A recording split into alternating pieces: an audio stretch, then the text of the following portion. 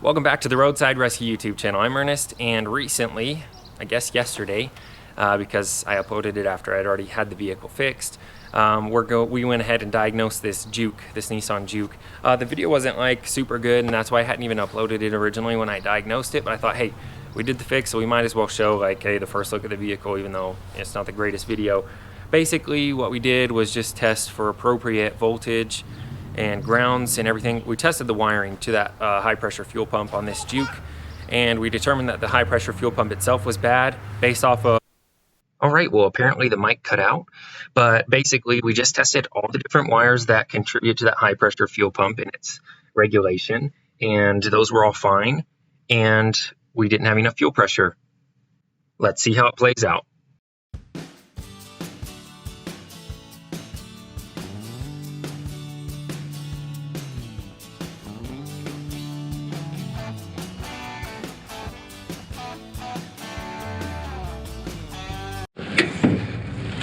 Where's that? There it is. All right, here we are.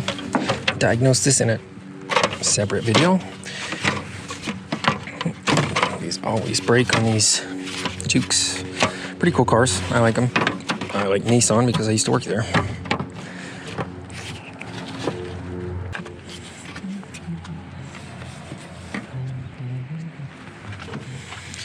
Okay, well, high pressure fuel pump's right here.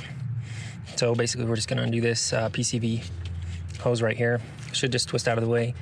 And there's a connector right here, a fuel line right here, and another fuel line, I believe, right under here. But we'll see when we get this padding off of here. It'll be easier when we remove that PCV hose.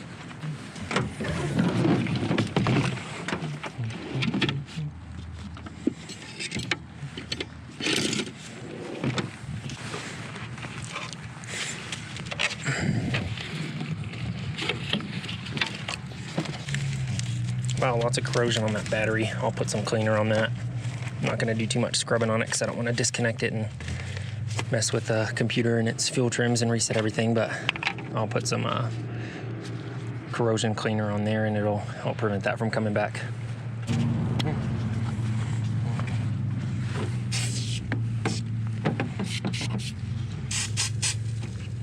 Yeah, it's a lot right there. It's just eating that up. All right, let that settle. It'll kind of disappear over a few minutes. And we'll wipe it up.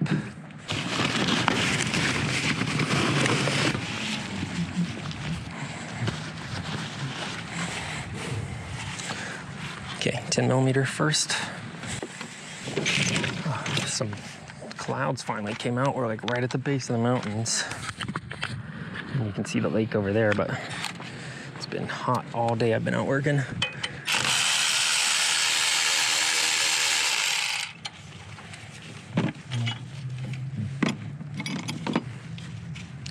Okay, should be able to pop this foam insulator off of there. Nice. Yep, and there's that other, that's the actual fuel line right there. With these, you do want to set them on top dead center. So I'll probably just look at the marks on the harmonic balancer. And, well, I believe so. I know you have to do that on like some Hyundais that have a pretty similar thing, but their fuel lines over here are known for like braking, so I want to be careful with these. This one looks like it's a little bit better of a connector than those other Hyundais, but you have to replace a bunch of stuff if you bust those. You have to get that with my finger. They kind of positioned it in a weird way for us to get to. I mean, it could definitely be worse. At least it's sideways, so I should be able to reach this screwdriver on the back side and get that lower one opened. And that's still pink, so let's spray a little bit more on there. But you can see it really does a good job of eating that stuff up. All right, let's let that clean up again. We'll wipe that one up. Okay. All right, got that opened. Just make sure it's all the way.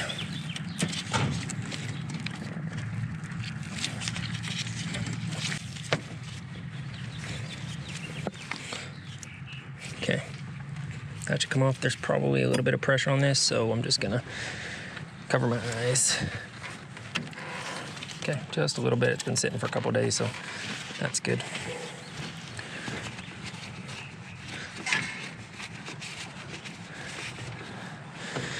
Okay, looks like probably a M5 that one, and then probably like a 17 millimeter on that fuel line there. And you want to be careful with those hard lines. If you bend them, it's really hard to line those threads back up on that nut. So try and do that without, but usually these made up like on a really flat surface, so it's not too hard to get out.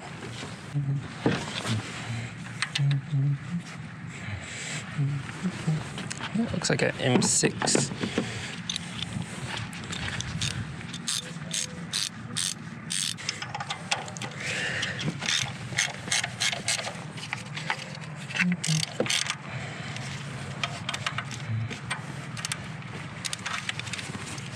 I'll put that on a wobble. I don't want to strip anything out down there. Yeah, wobble will do fine.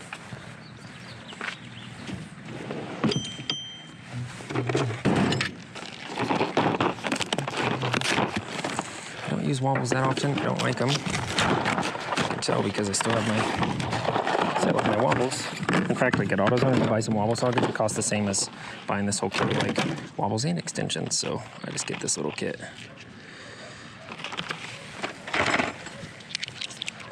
Let's make this a little bit longer.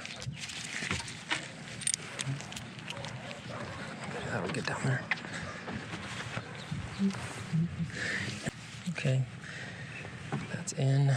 Where's my wrench? Right over here. All right, that's loose. We'll just zip them out real quick with this.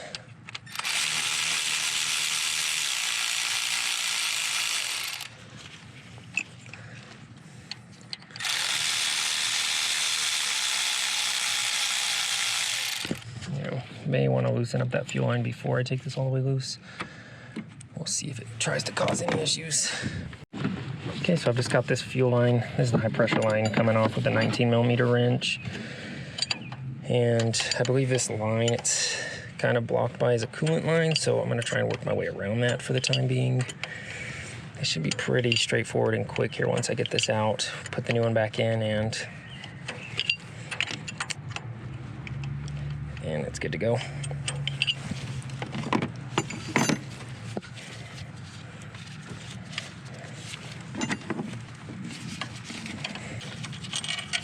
Okay. Just remove our two little bolts here.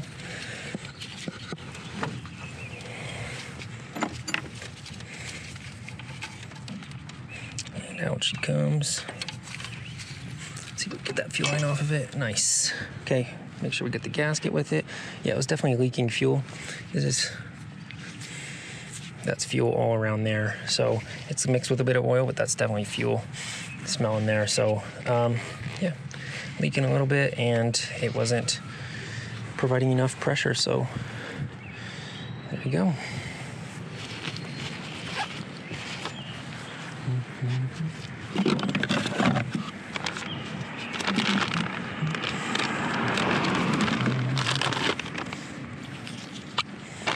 Okay, they look the same.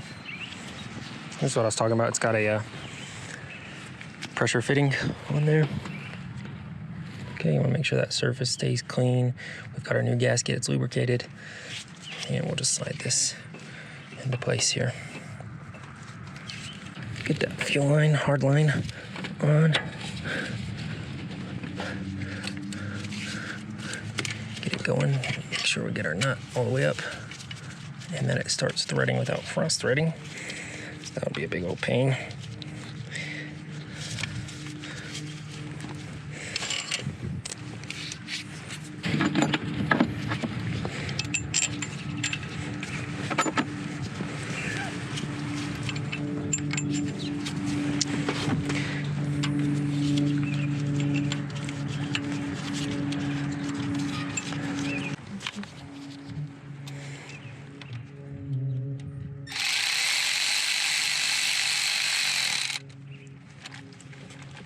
Okay, the way I like to tighten these on when they're not sitting flush, I used to just go a little bit at a time on each one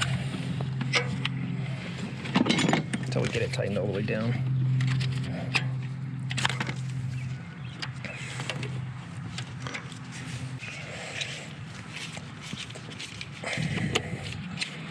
Okay. It's tightening down.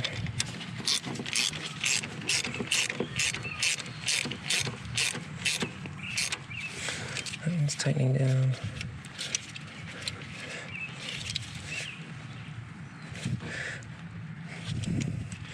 Nice. Nice. Perfect. Okay. Let's hook it up. Right here. Let's do this one first.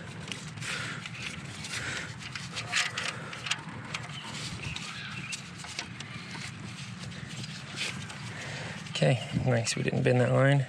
We didn't cross thread it. It's going on good.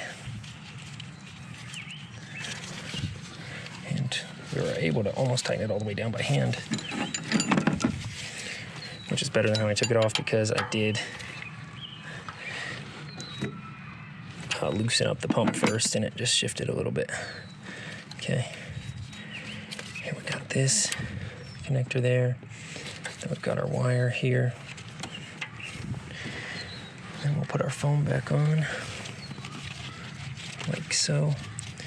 And then our little, not sure what this is doing, protecting that coolant line around the corner there. Oh, that's the fuel line. Possibly. I guess in case that blows out, it doesn't shoot all over the place. All right, let's clean this battery up one last time.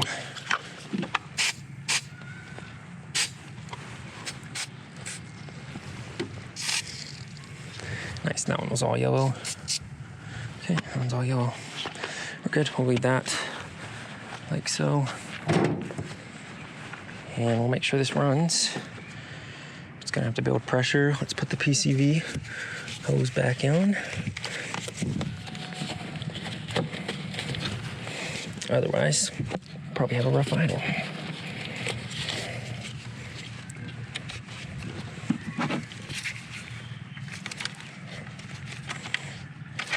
Okay, put this back and we'll put the cover back on.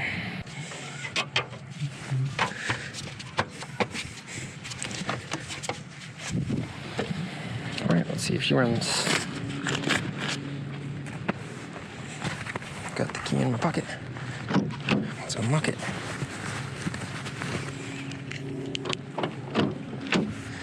And let's get her started here.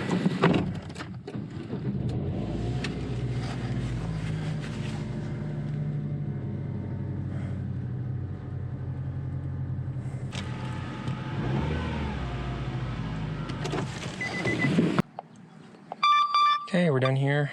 We'll just confirm that that check engine light is gone. Okay, we're done here. We'll just confirm that that check engine light is gone. And smooth sailing from here. And that's a job well done.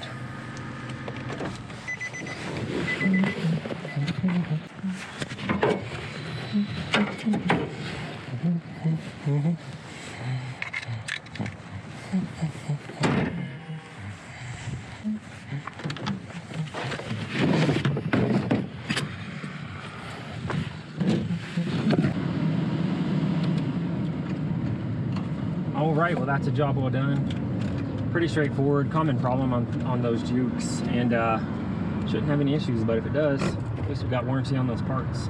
One of those things though, I started it up a few times and let it warm up a little bit, see how it ran. I didn't get it to cause any issues. It's one of those things, you know, you won't know until it causes an issue, so hopefully it doesn't, nothing comes about it, but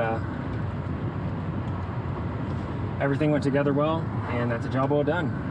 And I actually forgot to set it to top dead center before I pulled that other one out, so I thought, I'm pretty sure the idea behind that is that the cam lobe is on its smallest part, so you're not fighting it on an uneven angle to push it down straight. But I kind of counteract that by screwing both sides in little by little and getting it to push down straight on.